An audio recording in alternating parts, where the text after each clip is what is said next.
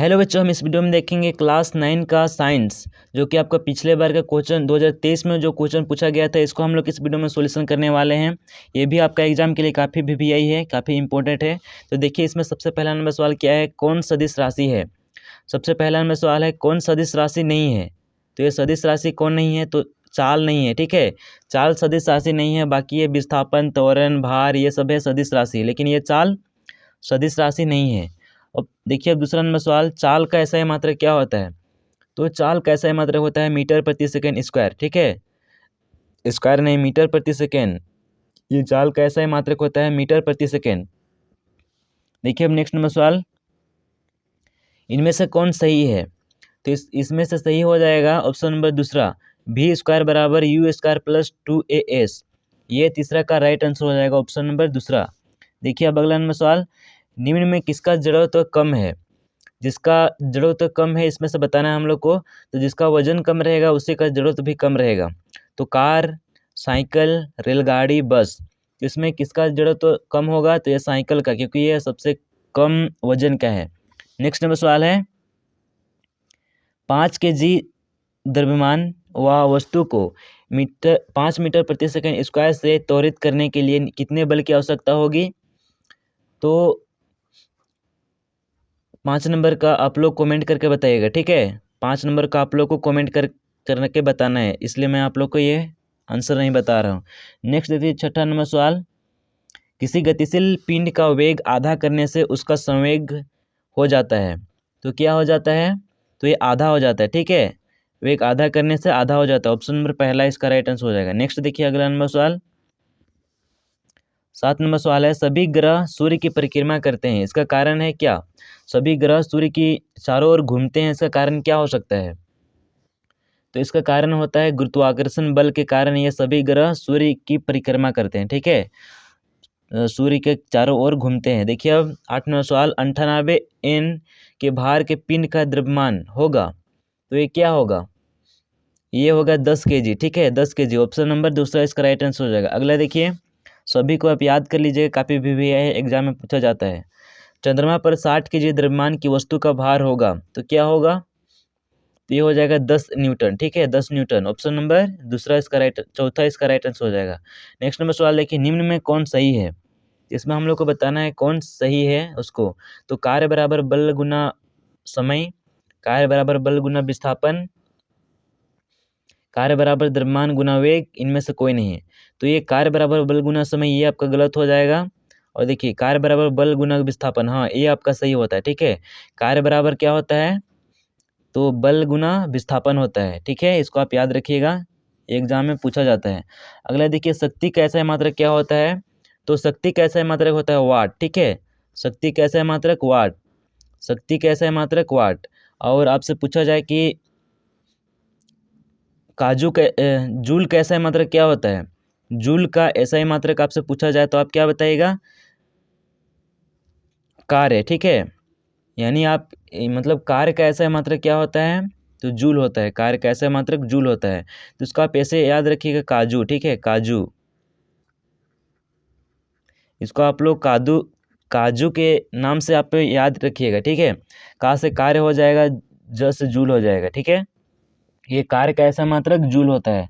Next number सवाल है, और शक्ति का एसआई मात्रक वाट। अगला देखिए, ध्वनि का वेग किसमें अधिक होता है। तो ध्वनि का वेग सबसे अधिक किसमें होता है, तो ध्वनि का वेग सबसे अधिक ठोस में होता है। ठीक है, ठोस में, ऑप्शन नंबर पहला इसका राइट आंसर हो जाएगा। देखिए, अब अगला नंबर सवाल, किसी तरंग के तरंग वेग, तरंगदैर्घ्य तथा आवृत्ति n में संबंध होता है। तो ये क्या होता है, तो ये होता है v बराबर n into lambda, option number दूसरा इसका राइट आंसर हो जाएगा। नेक्स्ट देखिए, निम्न में कौन पदार्थ है। तो हम लोग को बताना है इसमें कौन पदार्थ है, प्रेम है या गंध है या ठंडा पे। तो ऑप्शन नंबर दूसरा इसका राइट आंसर हो जाएगा, ठंडा पे ये पदार्थ है। ठीक है, ऑप्शन नंबर दूसरा इसका राइट आंसर। अगला देखिए, 100 सेल्सियस तापक्रम बराबर होगा। तो 100 सेल्सियस तापक्रम बराबर क्या होगा, तो ये हो जाएगा आपका 373 के। ठीक है, 373 के, तो ऑप्शन नंबर दूसरा इसका राइट आंसर हो जाएगा। नेक्स्ट देखिए, जल का क्वथनांक है। तो जल का क्वथनांक कितना होता है, तो जल का क्वथनांक होता है 373 केल्विन। ठीक है, 373 केल्विन, इसको आप याद रखिएगा। अब देखिए अगला नंबर सवाल है, निम्न में कौन कोलाइड है? इसमें हम लोग को बताना है कोलाइड कौन है, तो कोलाइड हो जाएगा गोंद, ठीक है, गोंद ये कोलाइड है। ऑप्शन नंबर तीसरा इसका राइट आंसर हो जाएगा। नेक्स्ट नंबर सवाल है, निलंबन में परिक्षेपित कणों का आकार होता है, तो निलंबन में परिक्षेपित कणों का आकार कितना होता है? तो ये 100 nm से बड़ा होता है, ठीक है, 100 nm से बड़ा होता है। नेक्स्ट नंबर सवाल है हम लोग का 19 नंबर सवाल, निम्न में कौन तत्व नहीं है? इसमें हम लोग को बताना है कौन तत्व नहीं है, तो कौन तत्व नहीं हो जाएगा, तो ये पानी ये तत्व नहीं है, ठीक है, पानी, ऑक्सीजन, तांबा, चांदी ये सब तत्व है। साधारण नमक का रासायनिक सूत्र क्या होता है? तो NaCl होता है साधारण नमक का रासायनिक सूत्र, ठीक है। अगला नंबर सवाल है, सूत्र H2O का साधारण नाम क्या है? तो ये हाइड्रोजन ऑक्साइड, हाइड्रोजन ऑक्सीजन हो जाएगा। 1 और 2 इसका राइट आंसर, 21 नंबर का 1 और 2 इसका राइट आंसर हो जाएगा। अच्छा सॉरी, इसका माफ़ कीजिएगा। तो देखिए सूत्र H2O का साधारण नाम होता है जल, मतलब जल का साधारण नाम क्या होता है? H2O, ठीक है। देखिए अब अगला नंबर सवाल, 0.4 मोल कार्बन डाइऑक्साइड बराबर कितना होता है? तो 22 नंबर का राइट आंसर ऑप्शन नंबर दूसरा होगा 17.6 ग्राम, ठीक है, 17.6 ग्राम। देखिए अब अगला नंबर सवाल, 6.022 गुना 10 का पावर 23 कणों के समूह को क्या कहा जाता है? तो इसको कहते हैं मोल, ठीक है, क्या कहते हैं? तो मोल कहते हैं, याद रखिएगा, काफ़ी VI है। अगला नंबर सवाल है हम लोग का, मैग्नीशियम की परमाणु संख्या 12 है, इसकी संयोजकता क्या है? तो मैग्नीशियम की परमाणु संख्या 12 है, तो इसका संयोजकता क्या हो जाएगा? तो इसका संयोजकता होगा 2, ठीक है, 2 होगा, क्योंकि हम लोग इसको रखेंगे 2 8, फिर ये 2 बच जाएगा, मतलब संयोजकता इसका कितना हो गया? तो 2 हो गया। ऑप्शन नंबर दूसरा इसका राइट आंसर हो जाएगा। देखिए अब 25 नंबर सवाल, ऑक्सीजन का सही इलेक्ट्रॉनिक विन्यास निम्न में से कौन है? इसमें बताना है कि ऑक्सीजन का सही इलेक्ट्रॉनिक विन्यास इनमें से कौन होगा। तो देखिए हम लोग जानते हैं कि ऑक्सीजन का परमाणु संख्या कितना होता है? तो होता है 10 होता है, ठीक है, 10 नंबर में आता है। तो इसको हम लोग इलेक्ट्रॉनिक विन्यास कैसे करेंगे? तो पहला कक्ष में हम लोग रखेंगे 2 और दूसरा कक्ष में कितना रखा जाता है? 8 रखा जाता है। तो देखिए, अच्छा माफ़ कीजिएगा, ऑक्सीजन का परमाणु क्रमांक होता है 8, ठीक है, 8 होता है ऑक्सीजन का परमाणु क्रमांक। तो इसको हम लोग पहला कक्ष में कितना रखेंगे? तो पहला कक्ष में 2 रखेंगे, और दूसरा कक्ष में कितना रखा जाता है? तो 8 रखा जाता है। तो यहाँ पे हम लोग 8 मतलब कितना बच रहा है? हम लोग 2 तो रख चुके हैं, तो कितना बच रहा है? 6 बच रहा है। तो यहाँ पे 6, और आवश्यकता कितना का है? 2 का है। तो हम लोग इस तरह से इलेक्ट्रॉनिक विन्यास इसका कर सकते हैं ऑक्सीजन का, ठीक है। तो 2 6 कहाँ पे है? तो ऑप्शन नंबर दूसरा में है, इसका राइट आंसर ऑप्शन नंबर दूसरा हो जाएगा। अगला देखिए क्या है, 26 नंबर सवाल क्या है, देखिए, यदि किसी तत्व का परमाणु क्रमांक A तथा परमाणु द्रव्यमान Z है, तो उसके परमाणु में उपस्थित न्यूट्रॉनों की संख्या होगी, तो क्या हो जाएगा इसका राइट आंसर? तो ऑप्शन नंबर थर्ड हो जाएगा, Z-A हो जाएगा इसका राइट आंसर, ठीक है, Z-A। अगला देखिए, जीवन की मौलिक इकाई क्या है? तो जीवन की मौलिक इकाई किसे कहते हैं? तो कोशिका को कहते हैं। 27 नंबर का ऑप्शन नंबर दूसरा इसका राइट आंसर हो जाएगा, कोशिका को। कोशिका का खोज किसने किया? तो रॉबर्ट हुक, ठीक है। देखिए अब अगला नंबर सवाल, कोशिका का पावर हाउस किसे कहते हैं? तो कोशिका का पावर हाउस माइटोकॉन्ड्रिया को कहते हैं, कोन्ड्रिया को कहते हैं कोशिका का पावर हाउस। और कोशिका का रसोई घर किसे कहा जाता है? तो लाइसोसोम को, ठीक है, याद रखिएगा, सभी इंपॉर्टेंट है। कोशिका के अंदर प्रोटीन का संश्लेषण कहाँ होता है? तो कोशिका के अंदर प्रोटीन का संश्लेषण ये राइबोसोम में होता है, राइबोसोम, ठीक है। ऑप्शन नंबर दूसरा इसका राइट आंसर हो जाएगा। नेक्स्ट देखिए अगला, कोर कोशिका में पाया जाता है, तो कोर कोशिका में क्या पाया जाता है?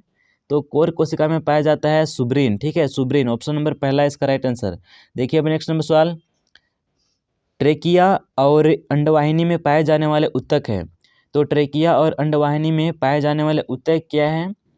तो ये हो जाएगा कंकाल ऊतक, ठीक है, कंकाल ऊतक, ऑप्शन नंबर पहला इसका राइट आंसर हो जाएगा। देखिए अब नेक्स्ट नंबर सवाल, पौधों में जड़ और तने की मोटाई किस ऊतक के कारण बढ़ती है? तो पौधों में जड़ और तने की मोटाई किस ऊतक के कारण बढ़ती है? तो ये हो जाएगा कैम्बियम के कारण, ठीक है, कैम्बियम, ऑप्शन नंबर पहला इसका राइट आंसर हो जाएगा। नेक्स्ट देखिए हम लोग का 33 नंबर सवाल, मेढक के हृदय में कितने कक्ष होते हैं? तो मेढक के हृदय में 3 कक्ष होते हैं, ठीक है, 3। ऑप्शन नंबर पहला इसका राइट आंसर हो जाएगा। देखिए अब बुकलंग पाया जाता है, तो बुकलंग किसमें पाया जाता है? बिच्छू में पाया जाता है, रोहू में या तिलचट्टा में या चूहा में। तो बुकलंग कहाँ पाया जाता है? ये बिच्छू में पाया जाता है। ऑप्शन नंबर पहला इसका राइट आंसर हो जाएगा। नेक्स्ट देखिए हम लोग का 35 नंबर सवाल, मेंढक है तो मेंढक क्या है? तो ये मेंढक हो जाएगा शीत रक्त वाले, ठीक है, शीत रक्त वाले हो जाएगा मेंढक, ठीक है। तो ऑप्शन नंबर पहला इसका राइट आंसर हो जाएगा कोल्ड ब्लोडेड। देखिए अब 36 नंबर सवाल, एक रोगवाहक कीट है, तो रोगवाहक कीट इसमें हम लोग को बताना है कौन है? तो इसका राइट आंसर ऑप्शन नंबर 4 हो जाएगा, इनमें सभी हो जाएगा, ठीक है, इनमें सभी, मच्छर भी है, मक्खी भी है, तिलचट्टा भी है, सभी इसका राइट आंसर हो जाएगा, इनमें सभी ये रोगवाहक जीव है। नेक्स्ट नंबर सवाल है, दीर्घकालिक रोग है, तो दीर्घकालिक यानी लंबे समय तक कौन सा रोग है? हैजा है या जुकाम है या बुखार है या एक्जिमा है। तो कौन हो जाएगा इसका राइट आंसर? ऑप्शन नंबर 4 हो जाएगा, एक्जिमा, ठीक है। एक्जिमा ये दीर्घकालिक रोग है। 38 नंबर सवाल है, किस पोषक तत्व की कमी से एनीमिया बीमारी होती है? तो एनीमिया बीमारी किस पोषक तत्व की कमी से होती है? तो ये हो जाएगा लोहा का कमी से, ठीक है, लोहा। ऑप्शन नंबर दूसरा इसका राइट आंसर हो जाएगा। दाल से हमें क्या प्राप्त होता है? तो दाल से हमें प्रोटीन प्राप्त होता है।